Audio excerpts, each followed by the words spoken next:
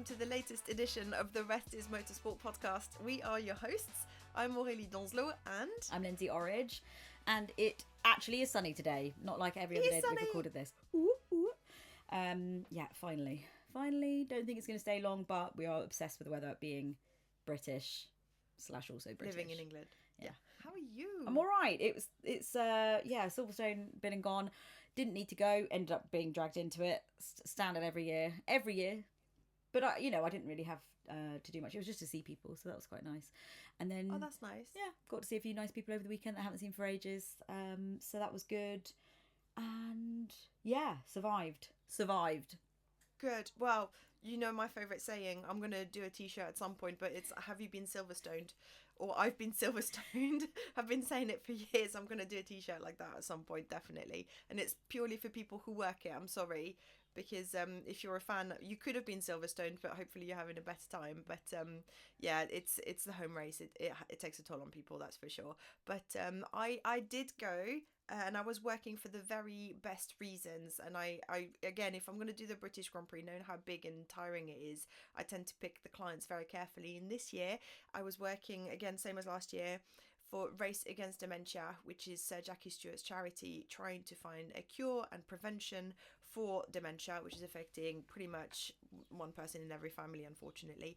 And the reason that he's created it is because his wife Helen has it. And just like anything Sir Jackie does, he is racing in this and doing it very seriously and getting absolutely everybody involved. And it's a real labour of love and actually a bit of an honour to be involved in that. So it was really lovely. And the amount of people that were coming up to us and telling us that they were aware of the charity, that they wanted to help, it was really heartwarming. It was lovely. So yeah, big up. I'm definitely giving them a shout out. Race Against Dementia, one of the few people I would do the British Grand Prix for these days. So yeah, that was important. Yeah, the list is getting shorter every year, I'm not going to lie. I think that was my 23rd. 23rd? 23rd Grand Prix. 23rd 22nd? I can't never count. I don't know. I don't count how many races I've done. I'm very not envious, but I admire the people who can say it's my 250th race or my 500th or my 100th. I don't know. I wouldn't have a clue. I've never counted. I don't think I've got the brain to kind of track it. Yeah. The only reason I know it's for the Grand Prix, for the British Grand Prix, is because I was in the press office at Silverstone there. That was my first Grand Prix, so I know that is every time. So yeah. But one thing that came out over this weekend was we literally were talking about this last week. The unnamed F1 movie, which has now been named, and they've named it, drumroll please, F1. Now, I've got a lot of problems with this. I have a lot to say about this. And firstly, I mean, it's obviously massively unimaginative. And I just think it shows a huge lack of confidence in a brand. Like, genuinely thinking about it from a brand point of view, right? Would the Premier League make a dramatised movie about the Premier League and call it Premier League? No. And I just think it's a massive misstep because there's a big opportunity missed to the way that I like doing things and where I think that most effective marketing, communications, advertising, whatever you want to call it in that kind of creative sense, is to show, don't tell. Don't tell people what you're doing, or don't tell people what you're trying to do, or don't tell people your message. Show them. Actually do it, and then you don't have to explain it. It's like explaining the joke after you've made the joke. It's kind of pointless. And I just think it's really disappointing. And I know I'm not the only person that thinks that. There's been quite a lot of criticism over the weekend from fans and, other people to say, really? Like, is that what you're calling it? I think the logo size on the poster was just, the cherry on the cake with the trademark. Couldn't miss the trademark off. And interesting that it's F1, not Formula 1. It's literally just F1. But this is the thing. It's like, at the very least, do what Lego did, right? And call it the F1 movie, the Lego movie. Do it that way so that it's at least like, oh, okay, cool, we know what we're getting. And it's like a little bit of a pastiche of that. But no, I just think it's a huge misstep. I think it shows a big lack of confidence in your brand. I think it shows that F1 is a brand and it's a licensing brand, not a sport, genuinely. I think that kind of unfortunately helps to reinforce that image. I'm not surprised. People will go and see it. I really hope they put the effort into the storyline and the actual making it feel authentic. Anyone who's worked in this industry will know immediately whether it feels authentic or not. Like that, Yes. I watched that trailer and I thought, oh, nope. But as with Drive to Survive, we need to remember that this movie is not made for us. I know, but it's also an opportunity to show. That's the thing that I think is the shame. Let's see. Do you know what? Let's give them the benefit of the doubt. Benefit of the doubt There's a being year given. to go, so let's see. Let's reserve judgment. I'm going to reserve judgment, but yeah. But you've judged the name of the movie. But I've judged it straight up. Yeah. I don't know. I just think as a brand, if I was them and I was a brand that had this huge opportunity, that's the thing that I find frustrating, is that it's a massive opportunity to showcase our sport in a really cool way under the entertainment banner that isn't that is a legitimate crossover of sport and entertainment. And this is not a legitimate crossover of sport and entertainment now. It is slap a sticker on it. Do you think it's the ethos, the sort of Jerry Bruckheimer ethos of calling Top Gun Top Gun? Oh, yeah. So call F1 F1. Yeah, but nobody knew what Top Gun meant. It wasn't a licensed brand, it's not was its it? Official title. Yeah, that's actually a way cooler title. But I think it's everybody just. It's probably too many cooks. I would say it's too many cooks. That smacks of too many cooks for me. We'll see. We'll see. Yeah, we will see. In other news, there was actually a really lovely article. Giles at the Guardian, Giles Richards at the Guardian, wrote a lovely piece with Lando this weekend. And Lando talked specifically about, he says, it's quite a lonely life. I'm not complaining. It's a lonely life because I grew up in the middle of nowhere. I was a loner, so I was happy to go and play on my simulator all day. I chose that route. Then all the years of growing up, you don't stay in a team for more than a year, so you never have time to build much connection with anyone. I know in F1 that you don't know who to trust. It's a very different lifestyle. Thoughts? Well, that's... Okay, the first thing that came to my mind is growing up in the sport, which we have all done. We've spoken about resilience before. I think resilience is a very, very strong character trait to be able to do okay in motorsport. It's interesting that it applies to drivers too, because anybody that's outside the sport could assume that they are very privileged and sheltered and looked after, which can be.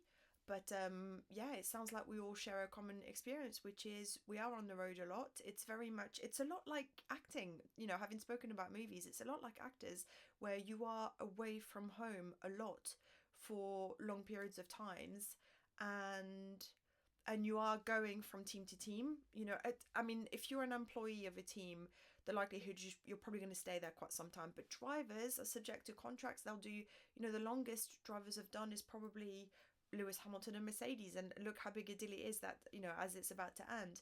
Most drivers have 1 year, 2 year, maybe 3 year contracts. So, and as you're going through the ranks, it changes even more.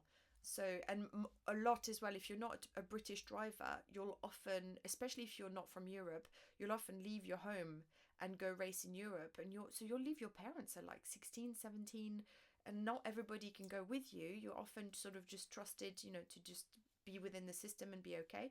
It is difficult. It's hard, and it's not just the drivers, but it's nice that they talk about it too, that we're not the only ones harping on about it. And Lewis actually said something really interesting this weekend after his first win. He actually spoke about resilience. He spoke about how difficult it'd been to get up every morning and keep going at times, because he really, questioned the last 2.5 years since his last win. He really doubted whether this was it. Had he had his last win and hadn't realised? Had he appreciated it properly? Was this it? He was just going to finish his career and never be on that top spec again. Did he still have it to compete at the highest level? I think he knows he has it. I think everybody does, but you still end up questioning yourself. So a lot of, I think resilience is kind of the theme on that one, isn't it? It's a hard sport to show up for every single day. And one of the things that's mentioned in the article as well is close friends, how important close friends are and how Lando relies on that network. Lewis has mentioned his family time and time again. I think we can attest to that as well. We've got a really strong network within motorsport.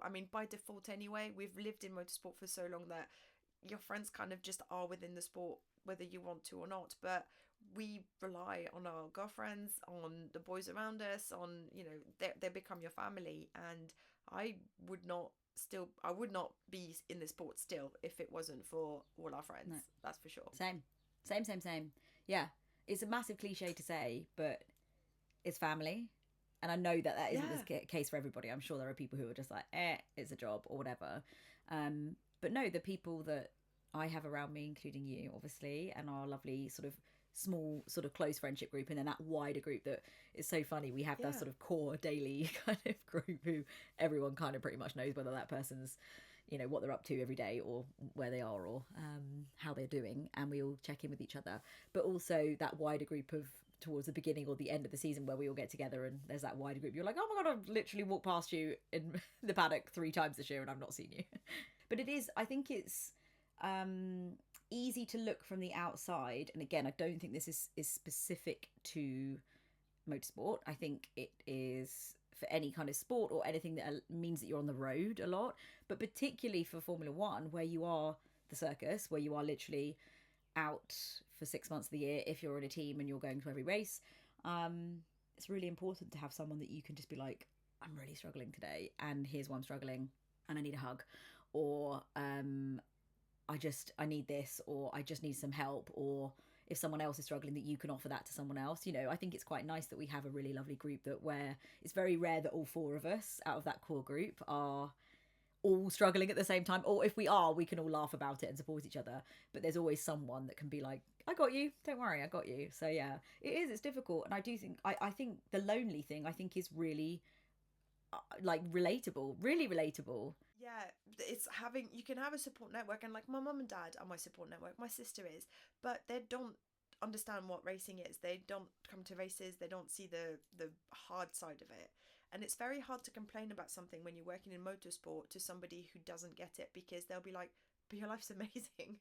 You get to travel everywhere. And with all the best will in the world, that person is just not going to have the same level of empathy as having somebody who has gone through it, knows exactly what's going on, and can relate. So it's Absolutely a big deal. agree. Yeah. Yeah. So be nice to us. Be kind. It's not as glamorous as it looks. Talking of that, I could probably do the quick nap. So should we have a break? Let's have a break.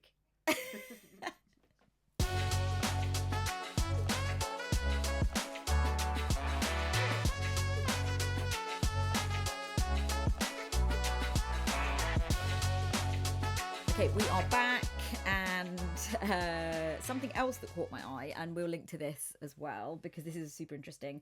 There was a really interesting LinkedIn post by Dr. Georgie Carroll, and she's a fan engagement expert, and she posted something that really caught my eye because it is so specifically brand related. So she has sort of done a little test this year of signing up to every F1 team's newsletter to see how they engage with their fans. So signing up as a fan. The thing that caught her eye was around 2 F1 driver announcements in the same week. So Lance at Aston and Pierre at Alpine. And we'll link to it so that you can actually see the sort of differences that she points out, because I want to make sure that she's attributed for that.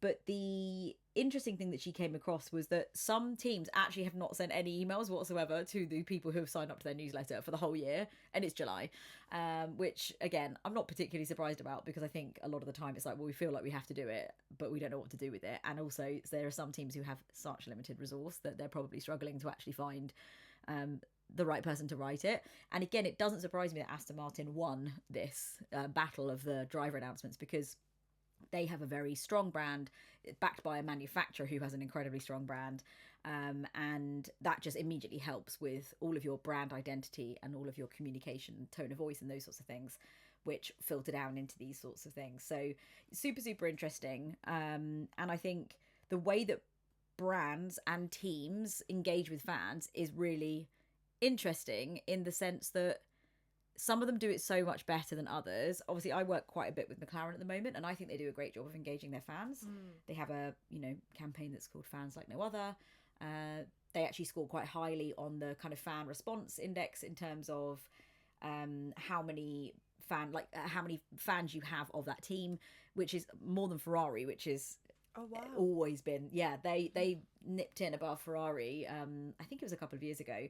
But I think it's super interesting, like from a team point of view. Like, you've done lots of fan engagement stuff over the years with content and things like that are working with drivers to try and engage fans in a different way. Like, how do you find it? Well, it's quite interesting because at the time when I was there, the team that I was working for probably would have been guilty of not being very good at fan engagement within what that post is describing specifically, which is newsletters to fans. And again, this was a resource thing. Again, we just didn't have the resources. We always wanted to put fan engagement group in place to be able to do that, but we probably would have scored quite low at the time. So our fan engagement was done through social media, which is one of the things that social media is brilliant for. It removes any barriers. It means you're, speaking directly to followers. Hopefully the people following you are fans. They're not always. There's a lot of hate follows. I was going to say. I've definitely done a hate follow before. But yeah, so by default, yes, then I would have been doing a lot of fan engagement because it was coming through my channels, that, as in the things that I was looking after, which is social media. So yes, we would do an awful lot. We would try and run competitions as often as we could. We always, whenever, the big way that I was always directed social media was, we can't have all our fans with us everywhere, and so we're going to use social media to do our best to make them feel like they're there with us. So, and that guided everything that we did. So it guided the way we shaped our posts, how we filmed things. If I was doing a driver interview, it would either be, I would have to put myself in the interview so that they were watching two people talk to each other like they were in the room, or I would always interact from behind the camera so that the driver was literally talking to the camera, felt like, it felt like you were in the room effectively. And so that was my way of doing fan engagement when I didn't have a fan engagement tool. So yeah, it's something that's always at the core of every team, and but you just get limited with resources, ridiculously so. It's I can't underline enough to say how small the communication, marketing, commercial teams are within Formula One teams, unless you're talking about, let's say, the big 4 or 5 teams. The second half of the grid is tiny, so I'm not surprised they've not sent out newsletters. Bless. Like, if you want some help, let us know. I'll get a couple of newsletters for you. It's not a problem. Yeah, but you'd have to do it for free. No, yeah, exactly. I will send you an invoice afterwards. Yeah, exactly. Yeah, well, but again, like, maybe there's an opportunity there that you could, be looking at fans to come and help you do that. I don't know. I think it's interesting, isn't it? Because it is the battle for eyeballs at the end of the day. Everybody's trying to fight for the same eyeballs, and not everybody has just one team that they follow. There's some people who follow F1 in general and maybe kind of will follow all of the teams on socials, or most fans follow drivers, which is why actually McLaren's very interesting, because they have a tribe. They've got a band of followers which is specifically to that team, but more often than not you find that you're transferring your fans from driver to driver. I still had people who followed the team when I was there that were Kimi Räikkönen fans, from the Lotus F1 team days, and that was interesting as well, because how do you cater for them? He's not here anymore, so you almost had to just sort of like, are you following us because we haven't done anything that's so bad that you wanted us to, you wanted to unfollow us? So it is an interesting conundrum, that's for sure. That's a really good point. Yeah, it's like, have we actually done something so bad that everyone's going to unfollow us? Yeah, that's a whole other topic. I don't even want to. Nah, I'm not going there today. No way. But yeah, it's quite interesting.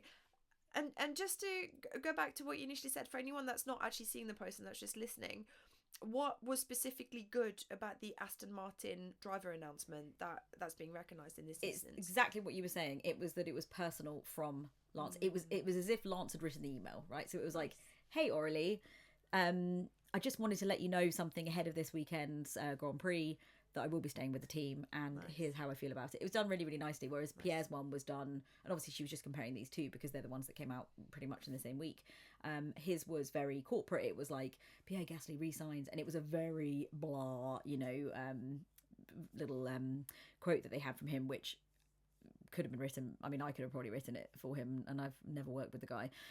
So yeah, it was very corporate, very box tick, done, picture, nice. It was like, don't forget to buy our merch. So it was just a bit kind of cringe, but yeah, again, it will have been someone needed to just knock that out the park, get it done. No shade, we all feel your pain, but it shows you what the difference is of how that would make a fan feel, right? That they would get that email in their inbox and you wouldn't just go, delete, this looks like they're trying to sell me some merch. You would read it and be like, oh, cool. Everybody knows that Lance hasn't written that email, but it just feels much more personal. It just makes a big difference, and I think that's where you win. in that brand side of things, right? That you're not just trying to force things down people's throats all the time and trying to buy, sort of buy, and here's our product and here's our product. It's like, oh, actually, here's an insight that you wouldn't get unless you were signed up to this, or communicated in a different way. They're just different ways of communicating. It'd be like it'd be basically like writing a post that you put exactly the same words on Facebook, Instagram, TikTok, Twitter, LinkedIn, and in an email newsletter, and on the website, and then the press release. It just, you communicate they're all different ways of communicating. Literally different social media platforms, you communicate in different ways. So yeah, it's a big, definitely shows the difference between the haves and have-nots. So yeah, more power to the little teams. So yeah, we feel your pain. We feel your pain. Yeah. All right. Have you got a favourite person from this week? Because I have. I 100% have. And I'm really excited about this one. So shall I go first? Sorry, yeah, I'm totally you go. Just like plowing. Okay, no, okay. You were excited. You go for it. I've got a great one too. So yeah, go for it. Excellent. So the person that I would like, my favourite person of the week, it's my favourite person most F1 weeks, to be fair. It's somebody that I rely on, literally a walking sunshine. I think she's been described that way many, many times. That she is talking about support networks earlier. I was waiting for the day where you would give this award to me, and I feel like I've actually got a speech ready prepared. Oh, it's not me. Oh, it's not you, but I do love you very much, and you too. are a little ray of sunshine, just an extremely sarcastic one. This Little Miss Sarcastic. That would be my Little Miss character. Yes, if you've got a Little Miss book, that's the one. Back on track. The person that I would like to nominate this week is celebrating 25 years in Formula One, which is a freaking miracle given the job that she has and the amount of crap she has to deal with, including very silly people, sometimes like myself. And that is Amy Overy, who is an F1 producer extraordinaire. What and a babe. Genuinely one of those people who are within my network, who I rely on for hugs and just general squeeze of hands, and you can do this, you'll be okay. So Amy Overy celebrating Amy Overy, the celebrity. Yeah, Amy Overy, who has to deal with celebrities, but who is the currently is the F1 TV producer. So whenever you're watching F1 TV and you see Laura Winter, Will Buxton and co being silly on screen, know that she's having to be the person that's in charge of that and making sure that they don't be too silly. So she has a very difficult job, and I love her very much. So yeah, there's my favourite person of the week. Perfect suggestion. She's a babe. What about you? So I spent quite a bit of time with this chap over the weekend, even though I only had to. Well, I managed to get out of going back to Silverstone for the entire weekend. I was only there on the Friday. But then actually saw him on the Saturday as well, because we went to a thing on the Saturday evening. We went to go and watch the football together. Is Stevie T from LAT Photography. The man, the myth, the legend. Honestly, one of the funniest people, an absolute pro. He is, and LAT, his photography agency that he's run for, I mean, how long? Donkey Longer than 25 years. Much longer than 25 years. And he would, yeah. He probably wouldn't want to actually acknowledge the actual number. He's a super ledge. And his lovely photo agency, LAT, have taken some of the pictures in history in Formula One. And yeah, he's recently sold the business to Getty, which is obviously one of the biggest photo agencies in the world. And yeah, Stevie T, legend, absolute legend. Just knocks it out of the park every time. Always got a funny story for you. Told me some very, very funny stories this weekend, which are non-repeatable, as are most things that happen at parties on Saturday nights. And yeah, I love the guy. I just love him. He's hilarious. He's just a very, very, very nice human, and part of a kind of wider, motorsport legacy family as well, who've got all sorts of fingers in different pies. Lovely Debs, his Deech, his sister. So yeah, no, love the guy, hilarious, and yeah, props to Stevie. Just keep taking the pictures, Steve. Don't leave us. Just keep taking the pictures. Oh no, he's got years. Yeah, he's got years. He'll be there forever. Honestly, he really, really He's will. part of the furniture. Also, excellent trainers. Always excellent trainers. Well, you have to. You're on your feet all the time. Know. Photographers probably do the most steps out of everybody. But they also look cool. They're not just functional. He's always got a nice set of trainers on. I very much respect that. So yeah, well done, Stevie. So yes, see what happens in the next week. What more excitement and dramas befall us. And then it will be. We've got a few weeks left until summer break for Formula One, so can't take the foot off the gas just yet. So we'll keep on pushing. We'll keep pushing. Yeah. I don't even know what to say next, but do you know what? What's my favourite way of ending the show? And the rest is motorsport. So there you go. You love that. That's what you need to print on a t-shirt. I've been Silverstoned, Yeah, and then the rest is motorsport. Oh, I like that. That's really good. Okay, fine. I'll work on that. Okay, Fair enough. amazing. All right, I love you. That's it. And Love I you. will speak to you later, no doubt, because Speak that's to you how next our week. life goes.